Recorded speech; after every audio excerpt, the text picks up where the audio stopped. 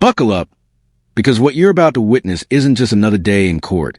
It's a full-blown sovereign citizen showdown. The case? State of Michigan versus Eric Martin. The defendant?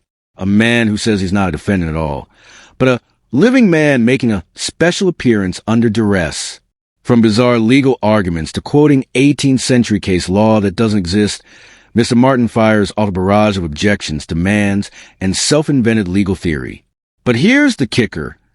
The judge isn't having any of it, and the prosecutor? Well, she's got receipts. Throughout this hearing, we'll break down Martin's arguments, why they fail legally, and how the court handles them with precision. Stay tuned, because you won't believe how far this courtroom drama goes. Let's get into it. Bonjour, monsieur. Avez-vous un avocat aujourd'hui? Non, je me représente moi-même. Point. Vous avez été accusé de port illégal d'armes. Il semble que vous ayez également été accusé de fraude pour la même accusation. D'accord, vous pouvez vous représenter vous-même. C'est votre droit absolu. Enfin, je ne sais pas si c'est intelligent. Vous êtes-vous déjà représenté vous-même? Plusieurs fois. Comment cela s'est-il passé? J'ai eu de nombreux non-lieux. Pour quel genre d'affaires? Vous avez déjà eu un non-lieu pour port illégal d'armes. Et vous vous êtes représenté vous-même? Oui.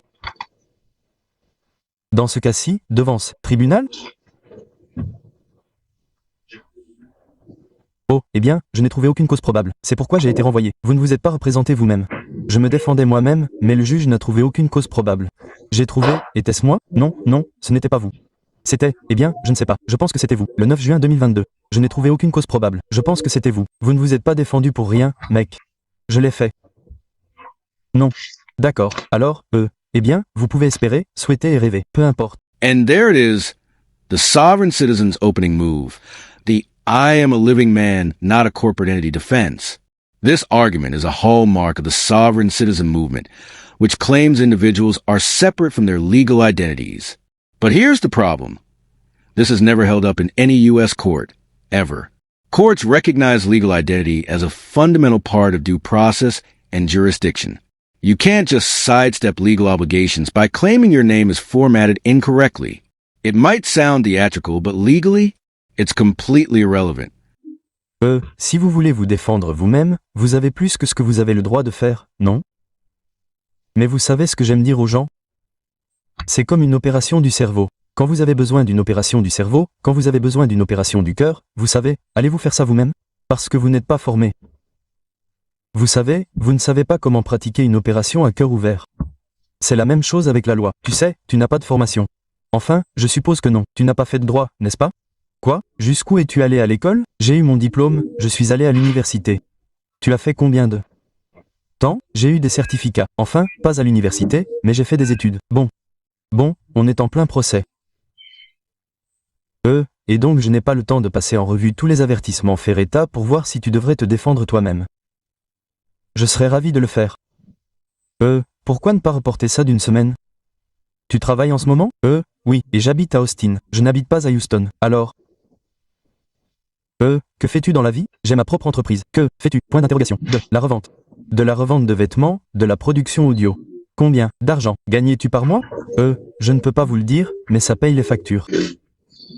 Vous êtes très cryptique dans toutes vos réponses, vous savez, et en plus, si vous allez à Austin, si vous vous représentez seul, vous allez devoir rencontrer les procureurs régulièrement pour obtenir des preuves. Donc, ça va vous obliger à venir ici à Houston. J'étais prêt à déposer mes requêtes aujourd'hui si nécessaire. D'accord. Mais avant ça, je dois avoir une audience Ferretta. Si vous êtes prêt à attendre, on pourra le faire un peu plus tard, quand je ferai une pause dans le procès. C'est pour ça que j'ai eu mon autre affaire à l'étage le même jour. Le juge de ma dernière visite. Là-bas, déjà? Non, je n'y suis pas encore allé. D'accord. Alors, allez-y quand vous aurez fini. Revenez ici. N'oubliez pas de revenir. Si vous ne revenez pas, je vais délivrer un mandat. Allez vous occuper de vous à l'étage et revenez. Notice how the judge tries, patiently, to clarify the role of standby counsel. But Martin keeps pivoting, asking if the attorney is for him or for court. Here's the truth. Standby counsel is appointed to assist if the defendant decides to represent themselves but still needs procedural help. It doesn't imply forced representation. But sovereign citizens often reject any legal authority, even if it's there to help them. The judge gave him the space to make his case, but the clock's ticking.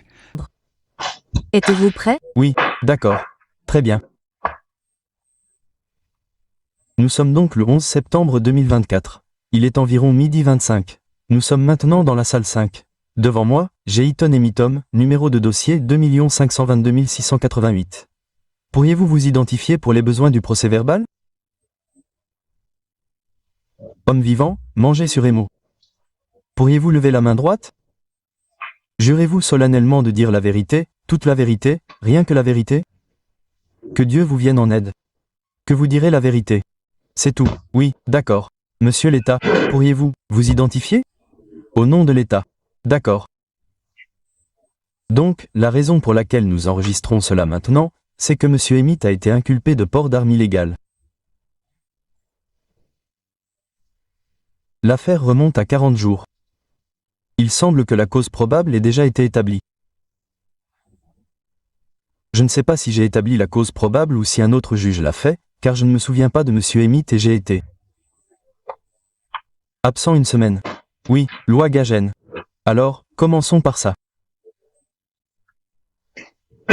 Le 2 août 2024, des policiers ont observé une voiture sans plaque d'immatriculation avant, changeant de voie sans clignotant, et dont l'immatriculation était expirée en mars 2023. En s'approchant, les policiers ont senti une odeur de marijuana. La fouille du PC a permis de retrouver 4,17 grammes et une arme de poing Lotus Smith Esperluette Wesson. De plus, il y avait un sac à dos contenant 3 billets qui ne lui appartenaient pas. Un policier a appelé Kumamoto et a déclaré que les chèques avaient été volés dans son restaurant le 8 juillet. L'accusé a cassé la vitrine, est allé à l'arrière, où les chèques étaient conservés, a cassé la charnière de la porte arrière et est sorti.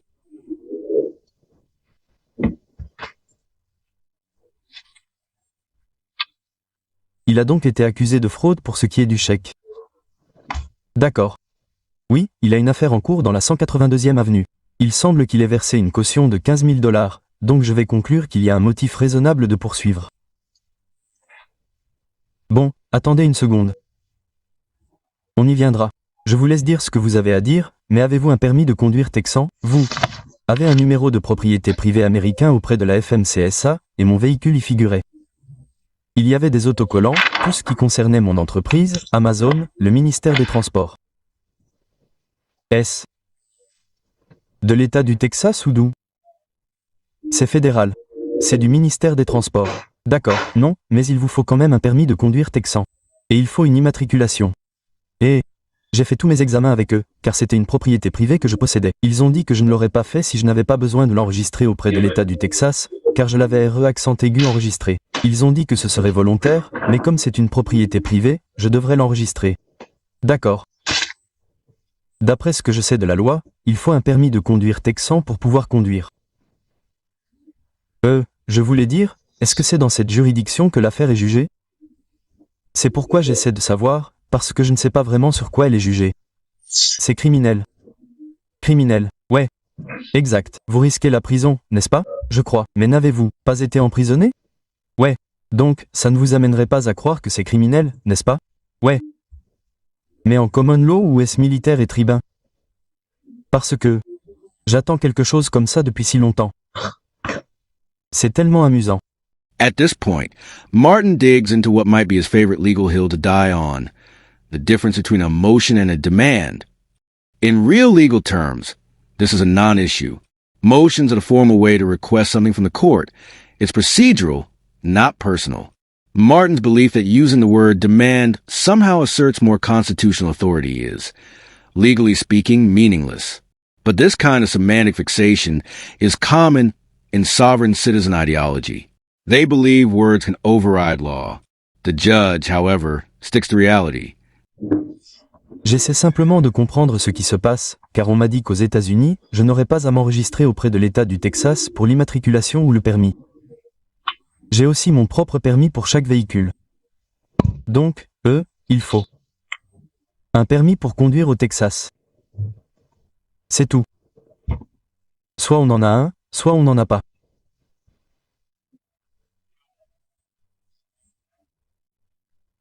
Le gouvernement fédéral a autorisé les États, par le biais de la Constitution, à légiférer de leur propre initiative sur la conduite sur les autoroutes et les routes secondaires.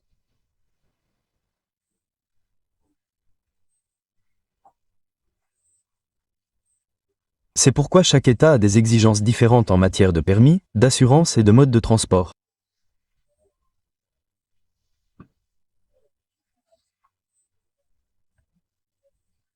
Le gouvernement fédéral a son mot à dire, mais il a généralement délégué aux États le pouvoir de légiférer sur leurs propres autoroutes.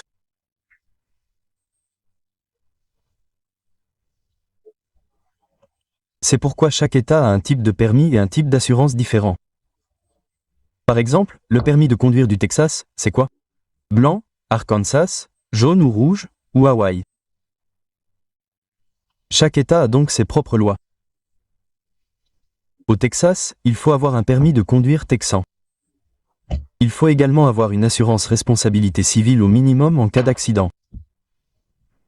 Ce sont les deux principales exigences pour conduire. Si vous conduisez un véhicule, il doit être immatriculé afin que les autorités sachent que vous conduisez et que vous en êtes le propriétaire ou que vous avez le droit de l'avoir, pour qu'il ne s'agisse pas d'un véhicule volé. J'ai beaucoup de biens. Lors de ma dernière audience avec le juge, il a dit que cela s'était appliqué à moi, mais qu'il allait voir ce qu'il dirait de l'autre tribunal concernant la cause probable de mon interpellation, car il a dit que l'immatriculation avait été maintenue sur la plaque d'immatriculation avant alors que cela s'était appliqué à moi. Cela s'applique à tout le monde. Tout le monde doit avoir une plaque d'immatriculation arrière. Il faut aussi une plaque d'immatriculation avant. Il vous indique aussi où elle doit être sur la voiture. Il réglemente qu'on ne peut pas la mettre sur le pare-brise. L'État, n'est-ce pas? L'État, oui, c'est vrai, il vous indique où elle doit être. On ne peut pas la mettre sur le pare-brise. On ne peut pas la mettre sur, comment ça s'appelle? Sur le feu. Elle doit être juste là. Il vous indique même la distance en centimètres entre la rue et l'emplacement réel sur la voiture. C'est à quel point l'État du Texas gère mal tout ça. Il vous indique même la distance en centimètres qu'elle doit avoir sur la voiture. Donc il faut une plaque d'immatriculation avant. Il faut avoir un permis. Il faut avoir une assurance.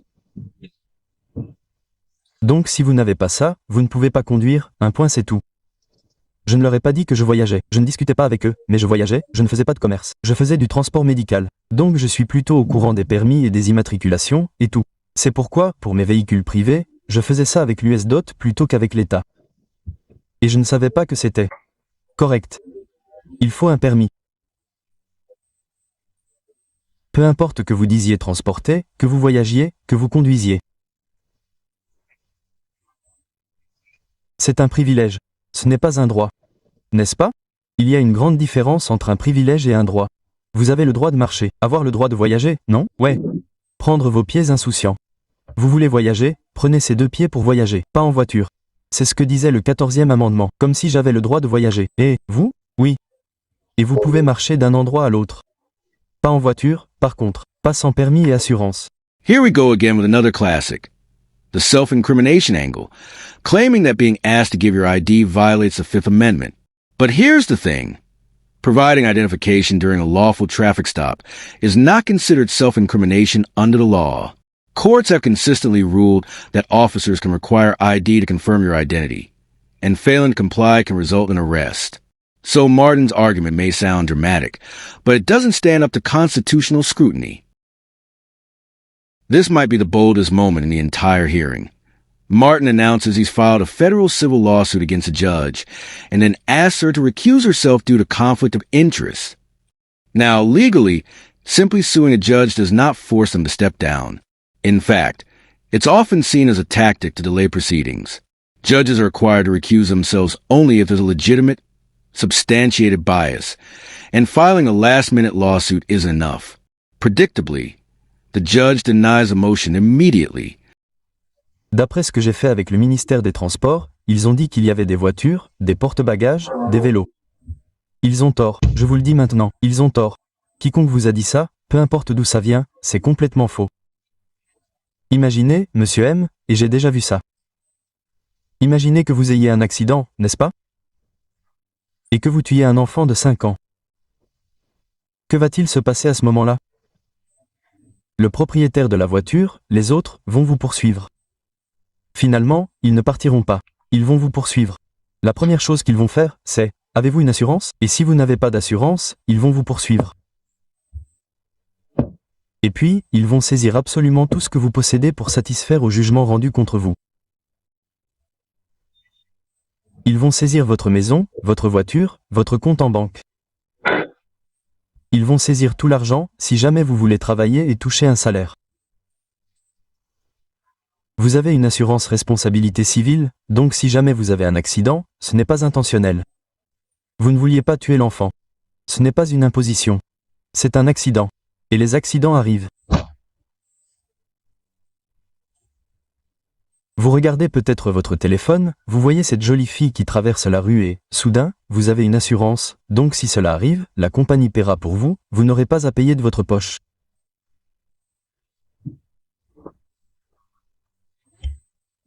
Et ils vous fourniront même un avocat pour vous représenter, car c'est ce que vous payez en souscrivant une assurance. Si vous avez un accident, les avocats vous appellent généralement et vous demandent « Dis-moi ce qui s'est passé. Était-ce ta faute? Était-ce la faute des autres ?» Parce qu'on veut savoir qui payer. C'est pourquoi, pour 30 à 40 $ par mois, on prend une assurance pour ça. J'ai vu des gens venir ici, ils ont tué quelqu'un et se sont fait condamner à 250 000 $. J'ai vu ça. Et, mon Dieu, on ne s'en sortira jamais. Donc, on fait comprendre qu'il faut un permis. Il faut une assurance, et on le fait avec chaque personne qui vient ici. Puis-je dire pour port illégal de marijuana? La personne qui était dans le véhicule a dit à l'agent que ce n'était pas du cannabis légal, acheté en magasin. Ils ont des reçus et tout au Texas. On peut avoir du cannabis légal. Ils l'ont acheté en magasin. Ils ont même dit à l'agent que c'était le sien. Il m'a sorti de la voiture. Il n'a demandé aucun document. Maintenant, je veux dire, maintenant vous êtes en train de faire des comparaisons, n'est-ce pas? Maintenant, nous devons le tester. Est-ce nous? Oh, oui. Est-ce lui? Testez-le. Comprenez que cela prend du temps. Mais vous avez aussi besoin d'un avocat pour vous représenter. J'ai trouvé ma propre découverte. Je me représentais moi-même, en soi. Et vous pouvez le faire si vous voulez. Oui. Mais nous devons passer par une série de questions. Je me suis représenté moi-même de nombreuses fois. J'ai eu des non-lieux ici. Et, pour les besoins du dossier, donc Monsieur Emitam avait une affaire avec moi ici. C'était en mai, c'était en fait le 7 juin 2022. Il était accusé d'une autre affaire d'armes à feu, et c'était avec Victor Victoria. Mon Dieu, c'était un excellent procureur aussi. Et je n'ai trouvé aucune cause probable dans cette affaire. D'accord, donc vous ne vous êtes pas représenté vous-même dans cette affaire. Je n'ai trouvé aucune cause probable et ils l'ont classée sans suite. Ils n'étaient pas obligés de la classer, mais ils l'ont classée sans suite.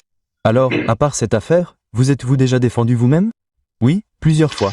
J'ai classé sans suite les 3 infractions routières du comté de Harris. Vous pouvez le faire. Vous savez, et vous savez qui est l'un des pires présidents de l'histoire, l'un des meilleurs présidents auxquels vous pouvez penser en ce moment? C'est merveilleux pour moi en ce moment. Ne pensez-vous pas à un seul bon président que nous ayons jamais eu? Je ne connais pas. Abraham Lincoln. Il n'était pas bon. Je ne l'ai jamais rencontré. Je ne le connais pas à l'époque. Abraham Lincoln a dit quelque chose. Il a dit, vous savez quoi? Celui qui se défend lui-même a un idiot pour client. Now we hit the right to travel argument, another staple in sovereign citizen mythology. Martin claims he doesn't need a license, registration, or insurance to operate a motorcycle because he wasn't transporting goods or passengers for profit. He even quotes federal statutes to make his case. But here's what he misses. States have the constitutional authority to regulate public roads and enforce licensing laws. The right to travel is not the same as a right to drive. Driving is a privilege, not a constitutional guarantee. The Supreme Court has made this clear time and time again.